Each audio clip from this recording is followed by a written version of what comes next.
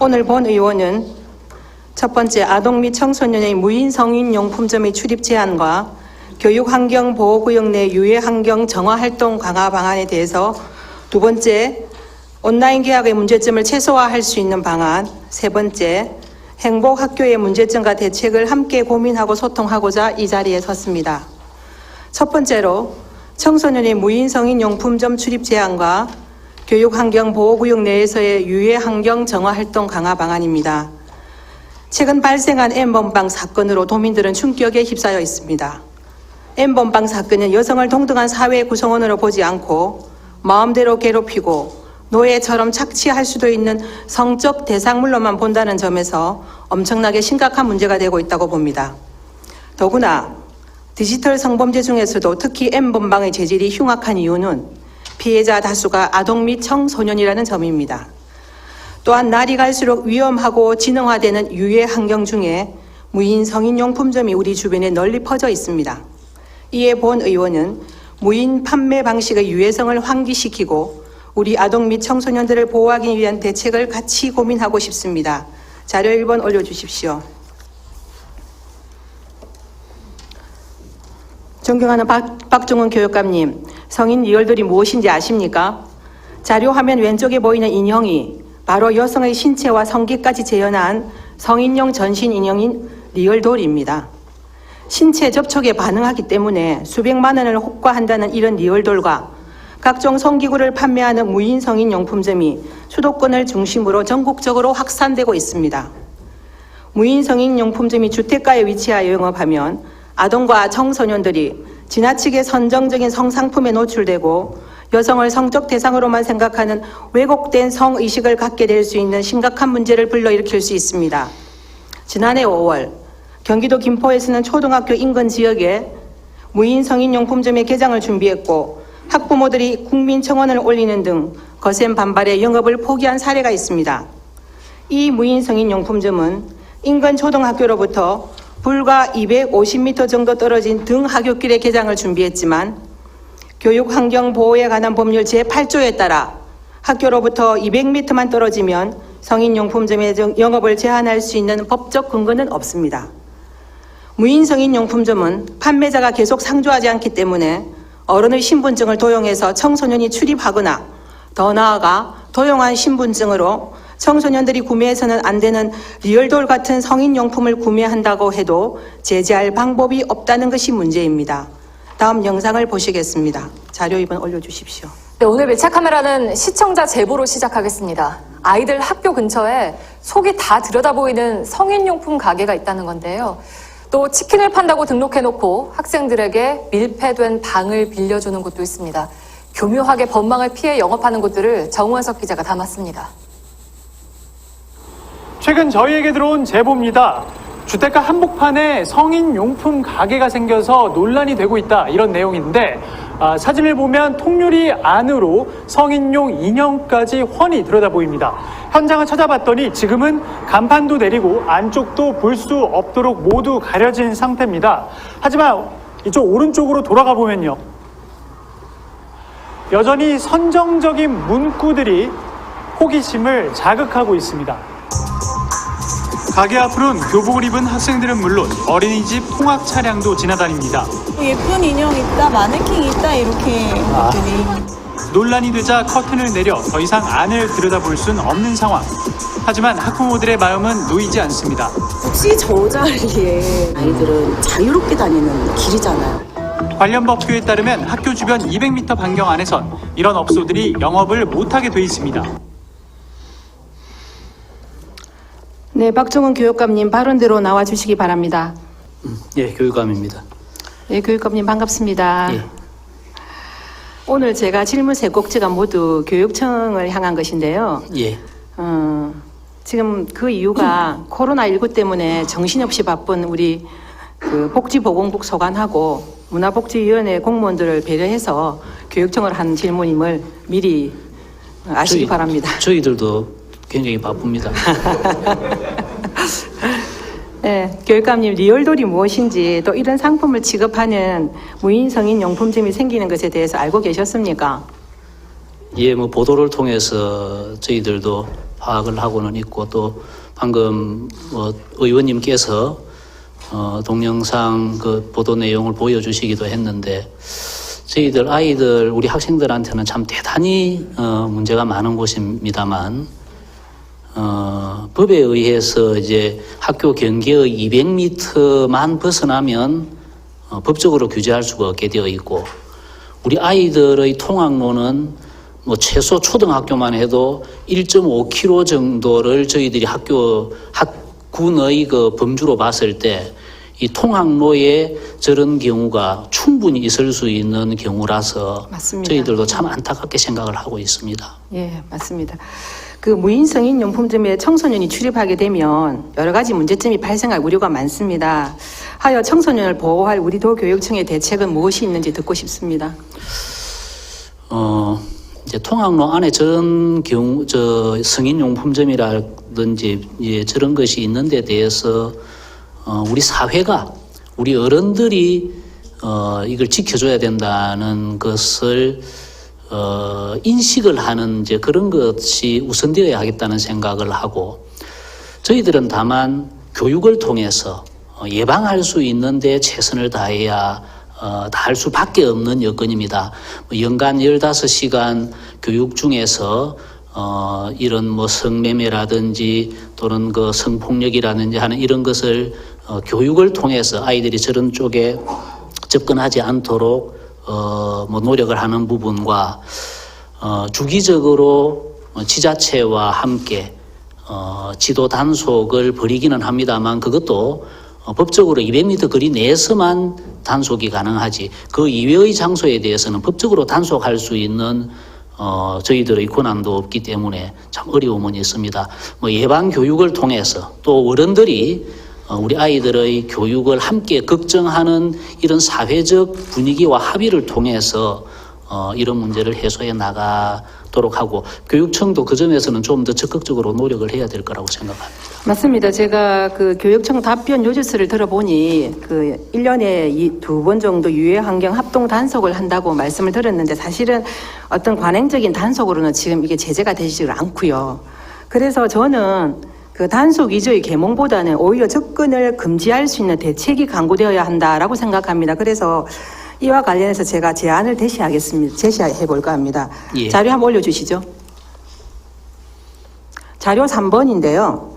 오른쪽에 있는 것은 출입 통제가 없는 24시 무인 성인 용품점입니다. 말 그대로 아무나 들어갈 수가 있습니다. 왼쪽에 있는 것은 출입 통제가 있는 무인 성인 용품점으로 신분증을 인식해서 들어가는데 이 또한 신분증을 도용해서 들어갈 경우에는 방법이 없습니다. 자료 4번 올려주세요. 하여 오른쪽에 있는 것은 마찬가지로 신분증 인식하는 성인용품점이고요. 왼쪽에 있는 무인 담배 자판기는 신분증하고 지문하고 병행해서 인식합니다. 저게 어디가 있는가 하면 이마트 24시 무인 점포의 담배 자판기를 보면요. 신분증하고 지문 인식을 병행해서 하는 시스템이라 담배를 구매할 수 있기 때문에 차단이 한 단계 더 되어 있습니다. 하여 24시 성인 무인용품점도 신분증과 지문을 병행하여 인식하는 그런 시스템으로 성인 인증 강화 장치가 저는 필요하다고 생각합니다. 이 부분에 경남도 교육청하고 경남도하고 함께 많은 고민을 해주시기 바랍니다. 예, 저렇게 시설을 해서 아이들의 출입을 일정하게 통제하고 막을 수가 있다면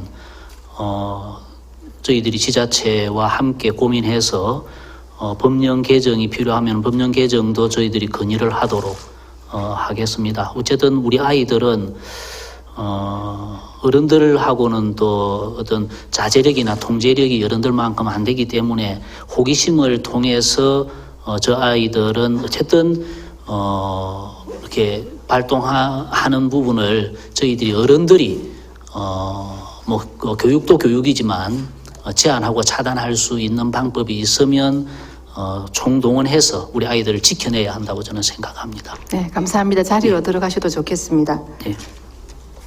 고맙습니다.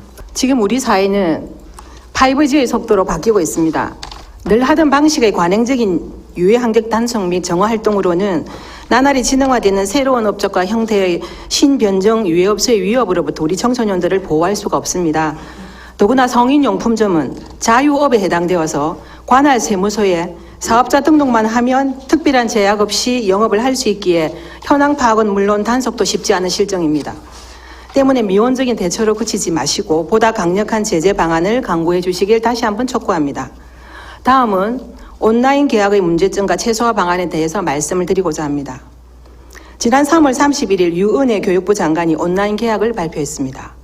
4월 9일은 중3, 고3이, 4월 16일에는 고1, 2와 중1, 2, 초등 4, 5, 6학년이, 4월 20일에는 초등 1, 2, 3학년이 순차적으로 온라인 계약을 한다고 말입니다.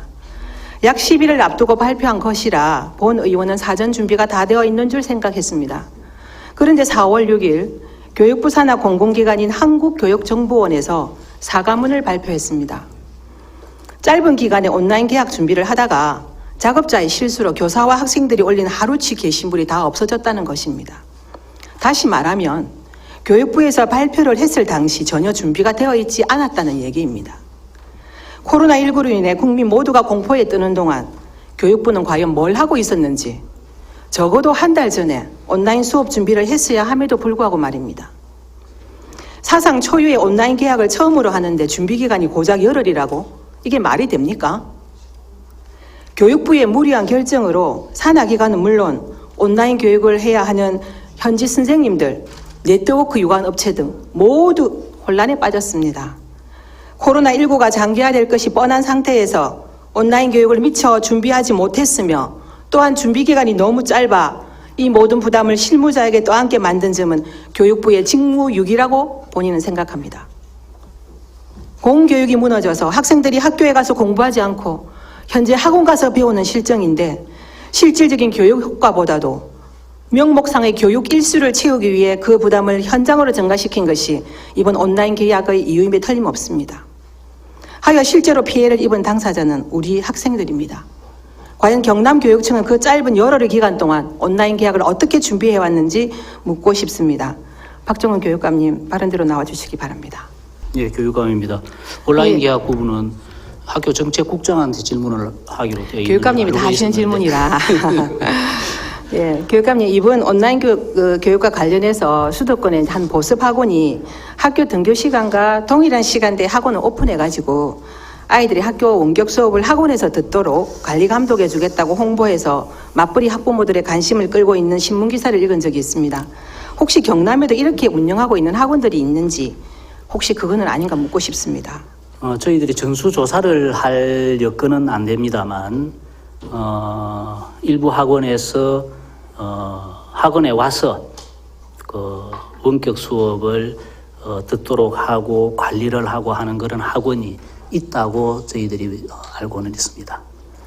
예, 지금 코로나19 감염을 차단하기 위해서 정부에서도 강력한 사회적 거리두기를 시행하고 있고요. 그리고 또 학교 또한 온라인 계약으로 대체되었는데 위와 같은 위반 사례가 발생한다면 경남도 교육청의 지침은 어떻게 되어 있습니까? 이건 이제 전체적인 학원에 대한 법령의 문제에서부터 출발을 해야 될 이야기인데 우리가 학원을 사회적 거리두기 원칙 차원에서 휴원을 권고할 수는 있지만 강제할 수는 없습니다. 이제 그런 점에서 또 최근에 지자체장과 그러니까 우리 지사와 시장 군수님에게 감염병 예방법에 따라서 그 학생들의 어떤 그 사회적 거리두기라든지 촘촘한 기준을 정해서 그 기준에 맞게 하도록 할 수는 있게 되어져서 뭐 예를 들어서 학원에서 학생들이 앉는 자리를 띄엄띄엄하게 앉힌다든지 손 소독제를 제대로 비치하고 한다든지 하는 그런 기준만 지키면 저희들이 또 그것을 규제할 수는 없는 그런 사정이어서 지속적으로 권고하고 또 휴원을 하는 학원에 대해서는 행재정적인 지원을 하고 하는 이런 방법을 통해서 저희들이 어떤 사회적 거리두기라는 이 원칙을 지키도록 애를 쓰고는 있고 뭐 그러나 현실적으로 지금 학원과 교습소 수가 우리 도내에 8,000개가 넘습니다. 그렇다가 보니까 하나하나가 다 행정력이 미치기는 좀 어려운 그런 형편입니다. 결국 권고 사항으로 거칠 뿐이고 이제 교육청에서도 아마 불가항력도 일일 것 같습니다. 이제 거기에서 만약에 학원이 우리가 가지고 있는 그 지침을 어기는 것이 지적이 적발이 되면 지자체장께서 학원을 뭐 문을 닫게 할 수도 있고 하는 그런, 물론 이제 중간에 계고도 하고 경고도 하고 하는 절차가 있습니다만 그렇게 할 수는 있는데 거기까지 사실상 간 사례는 한 건도 없습니다. 예, 그러면 또 다른 질문을 하나 여쭤보겠습니다. 수업 부진 아동이나 조선 가정, 맞벌이 가정, 컴퓨터에 취약한 아동들의 원격 수업은 지금 어떻게 진행하고 있습니까? 그런 학생들은 이번에 이제 도하고 같이 협의를 해서 원격 수업에 취약한 아이들을 방과 후 강사들을 활용해서 그 아이들을 지도하는 것을 도하고 같이 협력 사업을 저희들이 진행을 하고 있습니다. 그런데 이제 사회적 거리두기라는 그 원칙도 있고 그 다음에 가정에 그런 그 선생님들이 방문해서 지도하는 것에 대해서는 가정의 학부모님들이 꺼려하는 그런 경향이 있어서 그 부분은 많은 선생님들이 참여하지 못하고 있는 대신에 그런 그 원격 수업에 취약한 학생들을 긴급 돌봄으로 해서 학교로 불러서 학교에서 그 아이들을 지도하는 것에는 지금 현재 1,500명 정도의 선생님들이, 이제 학교 선생님 말고 학교 선생님은 원격 수업을 해야 되니까 방과 후 선생님을 포함해서 이런 선생님들 1,500명 정도가 학교에서 긴급 돌봄을 통해서 원격 수업에 취약한 학생들을 지도하고 있습니다. 경남 전체 말씀하시죠? 1,500명. 예, 그렇습니다. 예, 알겠습니다.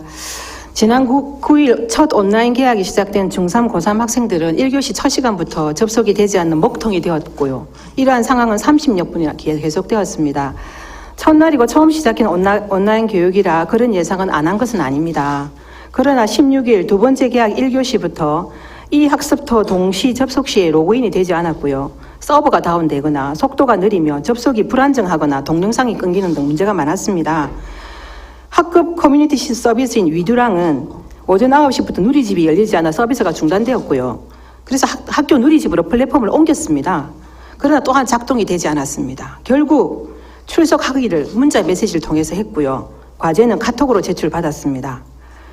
현장에서 이렇게 학생과 학부모는 큰 혼란이 벌어졌음에도 교육부는 한국의 온라인 수업 역량이 세계 주요국과 비교해서 최고 수준이라고 자화자찬을 했습니다. 참 어이없는 일입니다. 도대체 현장의 목소리는 안 듣고 근거 없는 자만감으로 가득 찬 교육부에 대해서 경남의 41만 9천여 명의 학생들을 지도하는 교육감님으로서 한 말씀 부탁드리겠습니다. 저희들이 전체적으로 이제 판단을 했을 때는 뭐 준비 기간이나 또 여러 가지 시스템의 여건이나 이런 거로 봤을 때 뭐 무난하게 또는 원만하게 이것은 뭐 저희들이 봤을 때는 시스템의 역할보다는 우리 선생님들의 노력을 통해서 상당히 극복이 되고 원만하게 크게 무리 없이 진행이 됐다고 저희들은 판단을 합니다. 다만 갑자기 교육부와 EBS에 있어서도 용량을 갑자기 늘렸습니다. 이제 이런 어떤 컴퓨터 시스템이라는 것이 갑자기 용량을 늘렸을 때 또 접속자가 폭증했을 때 생길 수 있는 현상인데 그런 문제가 생겼을 때 제2, 제3 이런 저희들의 그 방법을 저희들이 물론 준비는 했습니다만 그래서 방금 의원님이 지적하신 것처럼 접속이 안 되고 느려지고 하는 그런 문제가 생겼던 것은 사실이고 그런 문제가 생겼다고 해서 원격 수업이 이루어지지 않았던 것은 아닙니다. 저희들은 제2, 제3의 새로운 대안을 저희들이 준비하고 있었기 때문에 그러나 이제 드러나는 면에 있어서 그렇게 중단이 된 데 대해서는 교육을 하는 사람으로서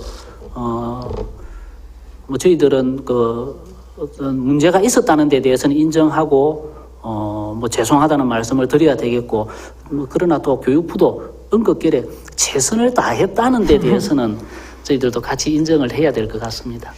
알겠습니다. 지금 교육감님 말씀처럼 긴급 돌봄으로 1,500여 명 교사를 투입했다고 하는데 사실 지금 맞벌이 부모가 10일씩 육아휴직을 내고 있고요.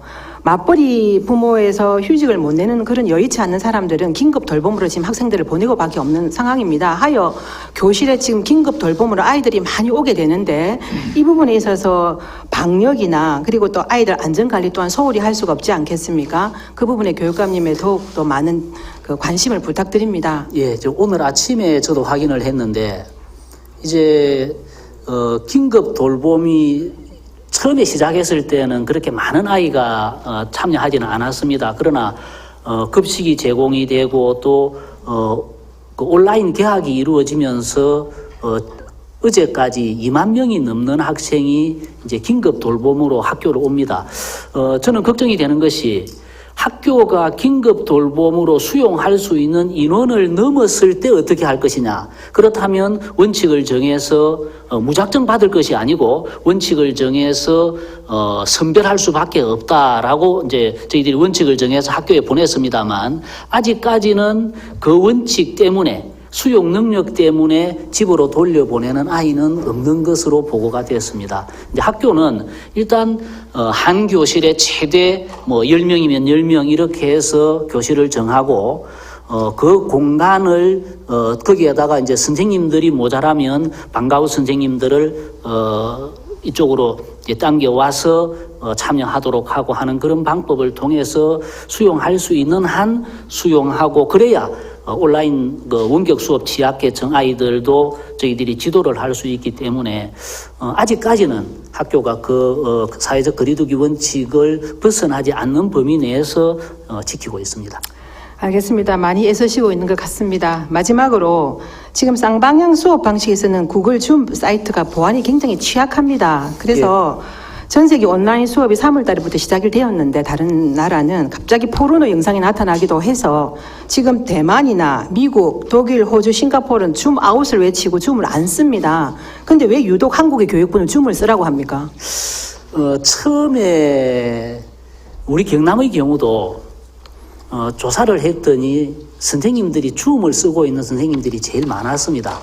그리고 이제 50분 쓰고 나면 이게 아웃이 되기 때문에 우리 교육청에서 계약을 통해서 학교가 계약을 통해서 50분 이상을 써도 아웃이 되지 않도록 하는 그런 조치까지도 했습니다만 나중에 이제 이 줌이 보안의 문제가 좀 취약하다는 이야기가 있어서 그 대신 또 보안을 취약한 부분을 보완하기 위해서 다시 여러 가지 절차를 저희들이 안내를 했고 그렇게 우리가 안내된 절차에 따라서 접근하면 보안 문제가 그렇게 취약하지는 않는 것으로 확인이 되고 또 줌도 쓰고 다른 구글 클래스도 쓰고 해서 다양한 어떤 플랫폼을 저희들이 열어서 안내를 하고 그 줌의 보안 취약성은 저희들이 보완을 해서 함께 나아가도록 노력을 하고 있습니다. 혹시 국내 소프트웨어 알스포트에서 나온 리모트 미팅 들어보셨습니까? 어느 리모트 미팅 못 예, 들어보셨습니까? 예. 리모트 미팅이 지금 근간에 나와 있는 것을 봐서는 가장 좀 많이 안전한 편이라 많이 선호하는 편인데 그 부분도 한번 연구해 보시고 예. 교육부와 유관해서 한번 고민해 보시기 바랍니다. 예, 그러겠습니다. 이제 지금까지 개발된 쌍방향 수업의 플랫폼이나 콘텐츠가 사실상 수업용으로 개발됐기보다는 회의용으로 맞습니다. 개발이 된 것을 수업에 준용하고 있는 편입니다. 네. 이제 그런 점에서 앞으로는 더 좋은 프로그램들도 개발하고 의원님 말씀하신 그 프로그램도 같이 저희들이 검토하도록 하겠습니다. 앞으로 향후에 우리 이제 교육 방향이 언택트 교육으로 갈 가능성이 많습니다. 그래서 언택트 상담, 언택트 자습 이런 부분에 교육의 기술적인 측면하고 인프라 관련에 있어서 교육청이 많은 관심 가져주시기 바랍니다. 예, 들어가셔도 알겠습니다. 좋겠습니다. 예. 감사합니다. 예. 지금 교육감님 말씀을 들으니 교육청에서 많은 고민을 하고 계신 줄 알고 있습니다. 무엇보다도 교육청 산하에 있는 교육연구정보원, 과학교육원 등이 있는데 그걸 통해서 안정적인 시스템 운영 방안도 고민해 주시고 여러 가지 콘텐츠도 고민해 주시기 바랍니다. 무엇보다 학습 부지나 한부모 가정, 조선 가정, 맞벌이 부모 등의 자녀들에게 학습 공백이 생기지 않도록 철저한 지도를 다시 한번 부탁드립니다. 있습니다.